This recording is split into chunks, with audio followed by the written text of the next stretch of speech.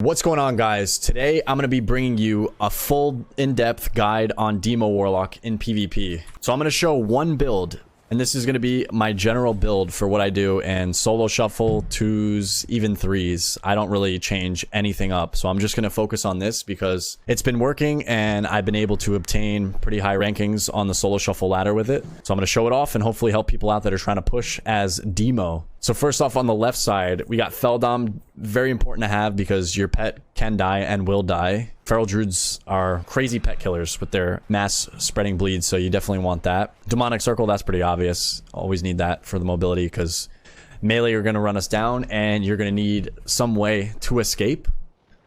Demon Skin's going to help out, so we're tanky because it's going to be rough when you get trained by all the melee. The same thing with Fel Armor. You're going to need those paired together to stay alive.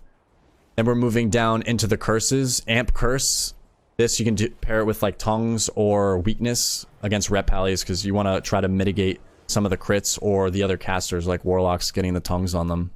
It's always like a tongues battle when you fight other warlocks. And then the next talents, we're picking up stamina. Warlock scales extremely well with stamina. A lot of our defensives and healing, like Dark Pact and such. So you want to get as much health as possible with those two talents. And then these are just going to feed into the pet damage. Since Demo is heavily about the pets, you're going to want those talents. Then we got Sweet Souls, so we can go immediately down to Dark Pact with 1 point spent. This is going to be your major defensive on one of the shorter cooldowns. Very, very important, and it scales based on health. For the wall one, I go 15%. Because a lot of the solo shuffle games are pretty short, and the wall needs to be as big as possible. You don't really need to reduce the cooldown of it, because there's going to be a talent at the bottom that we get to help reduce it. Shadow Fury helps out with some of the peels. With Demo, you already have a lot of stuns, but there might be that situation where you need a Shadow Fury, an off target that you already have an axe tossed 2 times. So I just have that just in case. And then we got Frequent Donor, reduce the cooldown on Dark Pact. Definitely want that as short as possible. Now Soul Leech, this is going to be a big part of your healing based on the damage done. So you want that.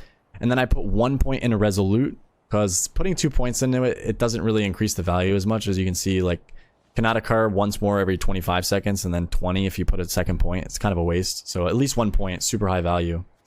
And then Synergy proc, you'll get damage increase, and it'll kind of bounce. It'll either be on you or your pet.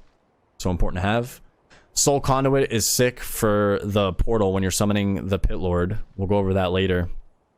The chance to refund shards. When we got Teachings, we're just spec'd into this because we want to get Demonic Resilience. And then the big boy is Soulburn. This is crazy utility, but Demonic Resilience is huge because you don't want your pet to die. And you need all the damage reduction on your pet as possible. Then moving on to Demo Tree, we got Dreadstalkers, of course. Demon Bolt, these are core abilities that you're going to need. I went into Demonic Knowledge because we're going to be spamming out a lot of Hand of Gul'dans, especially during our portal, to get out the strongest Pit Lord as possible. Then Dreadlash is very important because your dreads, it's going to be one of the top damage. Even though it got nerfed recently, you're still going to rely on the doggy dam. Felguard deals 20% more damage and 10% less. That's like a no-brainer. Demonic Strength recently got nerfed, but I think it's still a decent option. I haven't tried Bile Scourge, but I really don't like the shard cost on it. So I'm opting for Demonic Strength still, just on our burst. And it's going to pair up with this talent down here that we'll talk about. Soul Strike is just easy, on-demand, 1 shard, so I can get ramping as soon as possible, get that extra shard at the beginning of the game, so we can drop our portal and instantly summon the Tyrant when I go over the rotation. From the shadows, it'll buff the Tyrant damage on the target, because it's Shadow Flame, so that's important to have. We got Fellstorm and Dreadbite damage. You definitely want to increase your Dreadbite damage. And then Carnivorous, tying into the doggies, it's going to be your main damage, and consistent damage outside of cooldowns. We have the Grimoire for the buff Tyrant, and also just the extra stun is huge in PvP for the utility. And then Fellsunder, when you Bladestorm, it's going to do a damage increase that stacks up to 5 times for all of you and your pets. So your normal Bladestorm will proc this, and the Demonic Strength one too. And I pick up Doom, just so I can have some constant shard gen going on. When I have like free globals, I'll apply that. Sometimes it could be pretty high up on your damage breakdown if you're spreading it a lot, but I just have that for the constant shards coming in because it's really hard. You don't want to be in the situation where you have to Shadow Bolt. Like, most people are not going to allow you to Shadow Bolt in high-end PvP, so that's why I opt in for that. And then Dread Calling is huge for when you're dropping the Hand of Gul'dans to buff the Dread Stalkers, because that's going to be your consistent dam. Again, like I said, outside of Tyrant and Pit Lord. Imp Gang Boss, just good to have. The Imp, it does somewhat okay damage, but it can also buff the Tyrant pretty well when we go over the talent at the bottom. And then Rip through the portal, that's like a no-brainer. You definitely want two dogs, 100% chance. Definitely need that. Felguard deals 20% additional damage, and Soul Strike now deals 25% of its damage to nearby enemies, so you can get some more cleave going on, and you want to buff your main Felguard pet. And now we get into the big, scary cooldowns. So Nether Portal, very scary cooldown. It's a high cooldown, 3 minutes, but man, is this strong when you go all the way down. So you go here, Nether Portal summons a demon. It has a 30% chance to summon an additional one, so you just have this crazy zoo of demons overloading your enemy. And then the bottom one, which summons the Pit Lord, the big scary pet. That's the reason why we play the Nether Portal. So you have that intimidation factor, because if people tank this, it's definitely going to force cooldowns and or potentially kill them. And then we have the second threat, which is the Tyrant. We go all the way down, getting shards for summoning Tyrant, max shards, and going here for the Reign of Tyranny, because Tyrant recently got buffed by 75%. So now you have the scare, the fear factor of the demonic Tyrant and Pit Lord coming out. And sometimes one will be up and then the other won't be up, and then you pull the portal out, then they get scared and run, then boom, Tyrant's up. You just make them run again and or tank it and die. And then over here we just have expendables, because there's going to be a lot of imps out, so you can get some damage increase for your other demons. And this is going to be the big scary spec. There's other builds, like you could go Doom build with Final Curse without going into like Pit Lord, for instance. Some people don't go Pit Lord and they'll go into Infernal Command, but I just picked this because the games are so short in Solo Shuffle, and it works out better. Then PvP talents, I don't really change them all that much. Call Fell Hunter got nerfed, 1 minute cooldown spell lock, kind of sucks, but what can you do? You definitely need a kick. Fell Obelisk is going to buff all your pets, super important during Tyrant and or Pit Lord, depending on when you drop it.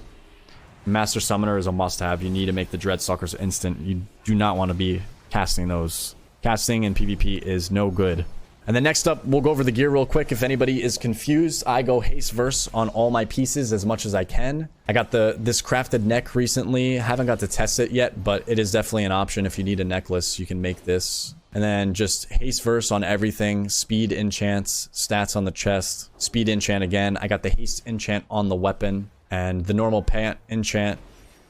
Speed again, haste on the rings. All haste verse as much as you can. Haste is very important because it's very hard to cast in the arena.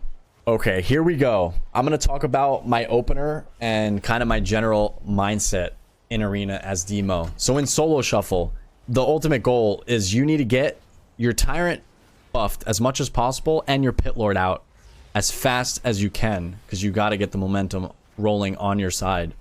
So depending on how the game goes, you can get your Dooms out. So you'll spread your Dooms, so you'll have those extra shards coming in during your portal. I'll typically Soul Strike so I can get 4 shards, and then I'll cast the portal, which is going to cost 1, 2 on the doggies, 1 on the instant Felguard. We pull out the Tyrant. I drop Obelisk for the Tyrant, and then dump shards on Hand of Gul'dans, and just keep spamming it and generating shards and dumping them on Hand of Gul'dans. Anything that costs shards until that the Pit Lord duration, the portal, comes out. And then the pets go ham. You can Blade Storm, work on generating your shards again, and get your doggies up as soon as possible.